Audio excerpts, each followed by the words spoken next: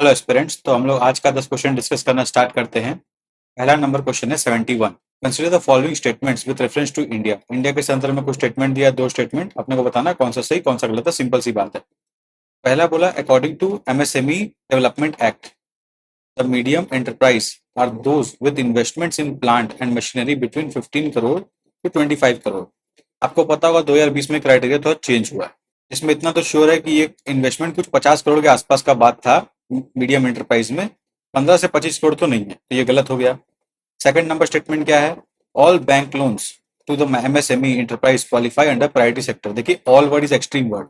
अगर आपको नहीं पता तो आप लॉजिकल एलिमिनेशन से इसको रॉन्ग मान सकते हो। आंसर डी होगा जो कि सही है।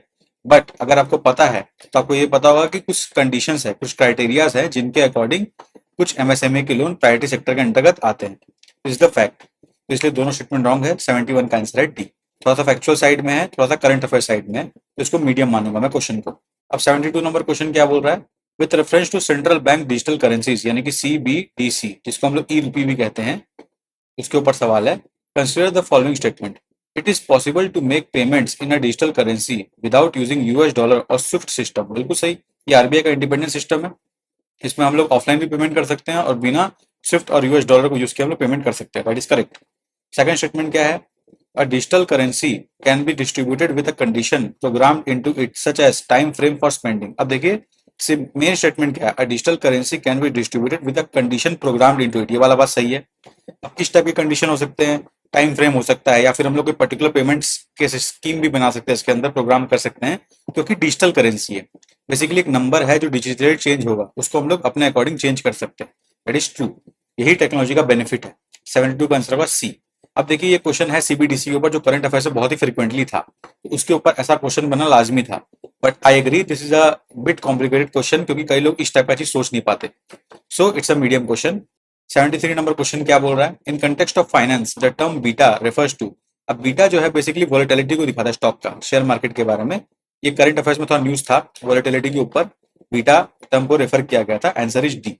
फैक्चुअल सवाल, करंट अफेयर्स बेस्ड। अगर आपको करंट अफेयर्स पढ़ा है तो आपके लिए इजी है, वरना डिफिकल्ट क्वेश्चन है।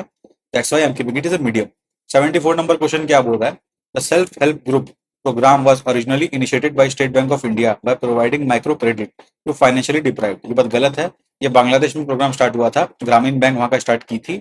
उसके बाद इंडिया में नाबार्ड ने स्टार्ट किया अराउंड 1970s या 80s के आसपास, आई थिंक 1980s के आसपास। तो this statement is wrong. Second statement क्या है? In an SHG all members of a group take responsibility for a loan that an individual member takes. यही तो आइडिया पूरा एसएचजी का। जो भी माइक्रो क्रेडिट लिया जा रहा है वो एसएचजी एज अ यूनिट लिया जा रहा है, फिर एसएचजी इंटरनली लोन प्रोवाइड करती है at small very less interest rate. इसलिए पूरा मेंबर्स रिस्पॉन्सिबल होता है एसएचजी में लोन लेने के बाद। थर्ड स्टेटमेंट क्या बोल रहा है? The regional rural banks and schedule commercial bank support एसएचजीज। Yes, this is the idea. Government के जितने भी बैंक्स है, मेनली रीजनल रूरल बैंक्स और शेड्यूल कमर्शियल बैंक जो होती हैं, वो एसएचजीज को सपोर्ट करती है गवर्नमेंट स्कीम्स के अंतर्गत। जितना भी आजीविका का स्कीम है जो राजस्थान में चलता है, वैसे नेशनल रूरल लाइवलीहुड मिशन के अंदर जो भी एसएचजीज बनाई जाती है, उनको मेनली यही दो बैंकें सपोर्ट करती है। Third is right. Answer is B. देखिए अब ये वाला क्वेश्चन भी मुझे इसलिए पता है क्योंकि मैं डेवलपमेंट सेक्टर में काम किया हूँ। मुझे डायरेक्टली इस चीज का अवेयरनेस है, पर हो सकता है आपको अवेयरनेस ना हो। बट फर्स्ट को आप डेफिनेटली एलिमिनेट कर सकते हो if you eliminate the first option, और सेकंड आप ऑब्वियसली करेक्ट कर सकते हो। थर्ड में आपको थोड़ा चैलेंज आ सकता है। तो थर्ड में चैलेंज आने के लिए you will obviously be sure कि आंसर बी या सी में से एक होगा, तो आप एक गेस लेके आगे बढ़ सकते हो। That will be safe option. Otherwise you can skip the question, but ideally it should have been attempted. Medium सवाल है। 75 नंबर क्वेश्चन क्या बोल रहा है? Consider the following statement. दो स्टेटमेंट दिया है, वही इसमें से दोनों सही है, एक दूसरे को एक्सप्लेन कर रहा है कि नहीं कर रहा है, उस टाइप का स्टेटमेंट है। स्टेटमेंट वन क्या बोल रहा है? India public sector health care system largely focuses on curative care with limited preventive promotive and rehabilitative care. ये वाला बात बिल्कुल सही है। एंड लोग ज्यादा क्यूरेटिव केयर में बिलीव करते हैं। इंडिया में पब्लिक हेल्थ का यही थोड़ा सा प्रॉब्लम है कि हम लोग क्यूरेटिव में ज्यादा इन्वेस्टमेंट करते हैं, बाकी में भी इन्वेस्टमेंट है, पर लार्जली हम लोग फोकस करते हैं क्यूरेटिव पे। अब ये देखिए लार्जली वर्ड थोड़ा सा एम्बिगुअस है। लार्जली मतलब ये भी आप सोच सकते हो 50% से ज्यादा। अगर ये वाला 50% से ज्यादा वाला बात चल रहा है तो ये गलत है। बट सब में सबसे ज्यादा फोकस क्यूरेटिव पे, ये वाला बात सच है।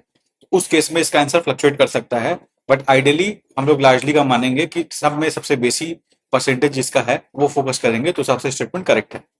स्टेटमेंट टू क्या बोल रहा है? Under India's decentralised approach to health care delivery the states are primarily responsible for organising health service. बिल्कुल से पब्लिक हेल्थ जो है स्टेट लिस्ट के अंदर आता है, शेड्यूल 7 के अंतर्गत। इसीलिए स्टेट गवर्नमेंट मेनली रिस्पॉन्सिबल है। इसीलिए जितने भी गवर्नमेंट स्कीम्स हैं, सेंट्रल जो भी इनिशिएटिव निकालता है उसमें स्टेट के पार्टिसिपेशन में करता है, स्टेट का उसमें रोल रहता है 60-40 के टर्म में। Statement 2 B is the correct answer, because ये लेकिन क्योंकि ये जो सेकंड स्टेटमेंट है इसको एक्सप्लेन नहीं करता। अब 76 नंबर क्वेश्चन क्या बोल रहा है, स्टेटमेंट 1 बता रहा है according to the United Nation World Water Development Report 2022 India extracts more than a quarter of the world's ground water withdrawal each year. ये वाला बात फैक्चुअली करेक्ट है। जस्ट मैं आपको बता दे रहा हूँ 26% ऑफ द वर्ल्ड का ग्राउंड वाटर इंडिया एक्सट्रैक्ट करता है। In fact majority of Asian countries मिलकर 60% ग्राउंड वाटर वर्ल्ड का एक्सट्रैक्ट करती है, इंडिया 26% अकेले करता है। ये बात सच है। देखिए फैक्ट सवाल है, करंट अफेयर्स बेस्ड है। ये रिपोर्ट उस टाइम आया था, उस टाइम डेटा सामने आया था, तो आपने उस टाइम पढ़ा होगा तो आपके लिए इजी होगा, otherwise it's a difficult question. Statement 2 क्या है, India needs to extract more than a quarter of the world's ground water each year to satisfy the drinking water and sanitation needs of almost 18% of the world population living in the territory. अब देखिए ये वाला बात सही है कि almost 18% of world population India में रहता है टेरिटरी के अंदर, पर ये वाला बात गलत है कि हम लोग ग्राउंड वाटर को मेनली ड्रिंकिंग वाटर के लिए यूज करते हैं। ये बात गलत है। हम लोग ग्राउंड वाटर को मेनली यूज करते हैं इरिगेशन के लिए।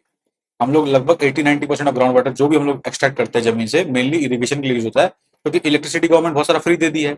अब हम लोग पंप्स भी लगा के रखे हैं बहुत सारे जमीन में, हैंड पंप लगा के रखा है, मोटर पंप लगा के रखा है, तो जमीन से पानी निकाल के लोग फ्रीली इरिगेशन में यूज करते हैं। तो दिस स्टेटमेंट इज रॉन्ग।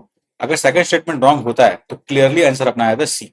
अपने को फर्स्ट नहीं भी पता, समझ लो आपको रिपोर्ट का जानकारी नहीं है, बट आपको ये जानकारी है कि मेनली हम लोग इरिगेशन के लिए यूज करते हैं ग्राउंड वाटर, तो भी आपका सवाल करेक्ट हो सकता है। This is the whole idea. Now let's move to next question. 77 number question क्या बोल रहा है, according to the constitution of India the central government has a duty to protect states from internal disturbances. बिल्कुल सही बात है। हम लोग कॉन्स्टिट्यूशन में प्रोविजन है आर्टिकल 355 के अंतर्गत सेंटर को इंश्योर करना है कि स्टेट जो है कॉन्स्टिट्यूशन के अकॉर्डिंग चले, उसके लिए एक्सटर्नल एग्रेशन और इंटरनल डिस्टर्बेंस से प्रोटेक्ट करने का पावर दिया गया सेंटर, रिस्पॉन्सिबिलिटी दिया गया सेंटर को। Is correct. सेकंड स्टेटमेंट क्या है, the constitution of India exempts the state from providing legal counsel to a person being held for preventive detention. ये वाला बात गलत है भाई। आप कोई प्रिवेंटिव डिटेंशन में है या किसी भी डिटेंशन में, हर एक इंसान को लीगल काउंसिल का पूरा हक अपने कंट्री के अंदर to give him full justice. इसलिए स्टेटमेंट लॉजिकली गलत अगर आपको बाकी समझ में नहीं आता तो। और दूसरा बात, अब जो प्रिवेंटिव डिटेंशन का बात है इसमें जो भी प्रोविजन होगा अगर ये सही भी है, मान लीजिए ये तो मैं लॉजिक से बताया, हो सकता है लॉजिक मेरा गलत हो, पर ये तो सही है कि ये बात कॉन्स्टिट्यूशन में मेंशन नहीं है। कॉन्स्टिट्यूशन में प्रिवेंटिव डिटेंशन जरूर बता रहे हैं, उसे प्रोविजन दिया है कि हम लोग को कोई बताने का जरूरत नहीं है कि प्रिवेंटिव डिटेंशन में किसी को किस लिए डिटेन किया गया है फॉर 2 मंथ्स। उसके बाद एक एक्सपर्ट कमेटी का व्यू चाहिए होगा, ये टाइम एक्सटेंड हो सकता है। बट ये कॉन्स्टिट्यूशन में कहीं मेंशन है कि नहीं कि लीगल काउंसिल मिला है कि नहीं मिला है, ये बात अपने आप में गलत है। ये कहीं और मेंशन होगा पर काउंसिल में कहीं मेंशन, कॉन्स्टिट्यूशन में कहीं मेंशन नहीं, तो दिस इज डेफिनेटली रॉन्ग।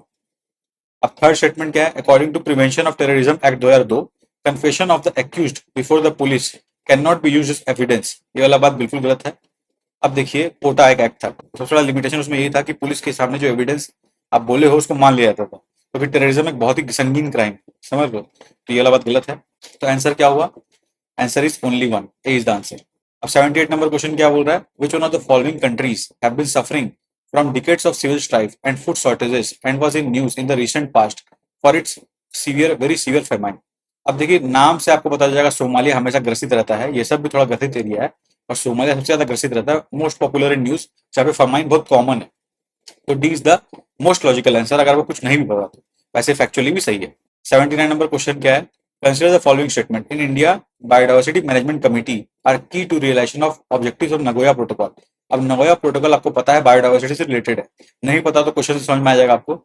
और इसमें हम लोग क्या फंडा करते हैं कि कोई भी बायोडाइवर्सिटी संबंधित कोई भी लिवरेज किसी को मिल रहा है तो उसका बेनिफिट कम्युनिटी और वहां के सारे गवर्नमेंट्स को इक्वली शेयर होना चाहिए, इज द आइडिया। अब इसमें भले ही बायोडाइवर्सिटी मैनेजमेंट कमेटी का हाथ है कि नहीं वो आपको नहीं भी पता हो, पर इतना तो आपको कंटेक्स्ट मिल जाएगा, किसी ना किसी का तो हाथ रहता है, तभी तो हो सकता है। कोई कमेटी अगर नहीं रहा तो कैसे प्रोटोकॉल को हम लोग रियलाइज कर पाएंगे बेनिफिट्स को, तो समबडी इज देयर, तो उसको डाउटफुल रखते हैं। स्टेटमेंट 2 क्या है, the biodiversity management committee have important functions in determining access and benefit sharing including the power to levy collection fees on the access of biological resources within its jurisdiction. अब देखिए दोनों statement से कहीं ना कहीं confirm हो जा रहा है, इसका आंसर दो ही हो सकता है। देखिए ये तो क्लियर है कि ये फंक्शन जो है दोनों फंक्शन कोई एक जन निभाता है, ये तो क्लियर है पढ़ के, क्योंकि देखिए हम लोग को नगोया प्रोटोकॉल में बायोडाइवर्सिटी का बेनिफिट शेयर करना कम्युनिटी के संग भी और कंट्री के संग, तो ये कोई ना कोई एक जन तो करता होगा, कोई ना कोई कमेटी करता होगा, या तो दोनों सही है दोनों गलत है। I will go with both correct, answer should be C. तो आपका आंसर सी या डी में से एक अगर आप लगा के आ रहे हो तो इसका मतलब यू हैव अंडरस्टूड, आप सही गेस ले रहे हो, you are on the right track. भले आपका आंसर रॉन्ग हो जाए but you are on the right track here, क्योंकि दोनों सेम फंक्शन लग रहा है, पढ़ के समझ में आ रहा है, लॉजिकल आंसर। फैक्चुअली आपको पता है तो वेल एंड गुड, नहीं पता तो यही तरीका है इसको एलिमिनेशन से, लॉजिक से सॉल्व करने का। ना आज का लास्ट क्वेश्चन 80 नंबर क्वेश्चन देखते हैं क्या बोल रहा है। Consider the following statement in the respect of election to the president of India. अब प्रेसिडेंट ऑफ इलेक्शन इंडिया का इलेक्शन जो है ऑब्वियसली न्यूज में था, द्रौपदी मुर्मू जी प्रेसिडेंट बनी, तो इसके संबंधित दूसरा सवाल इस पेपर में आया है, तो ऑब्वियसली इंपॉर्टेंट था। अब पढ़ के देखते हैं स्टेटमेंट क्या बोल रहा है। The members nominated to either house of the parliament और the legislative assembly of the states are also eligible to be included in the electoral college. ये क्लियर गलत है। हमें पता है only elected member of the Rajya Sabha, elected member of the Lok Sabha and elected member of the legislative assembly from the electoral college, तो one is definitely wrong. Second statement क्या है, higher the number of elective assembly seats higher is the value of vote of each MLA of that state. तो गलत बात है, तो inversely proportional है, जितना नंबर ऑफ सीट्स बढ़ेगा उतना वोट का वैल्यू कम होता जाएगा, तो that is right, two is wrong therefore.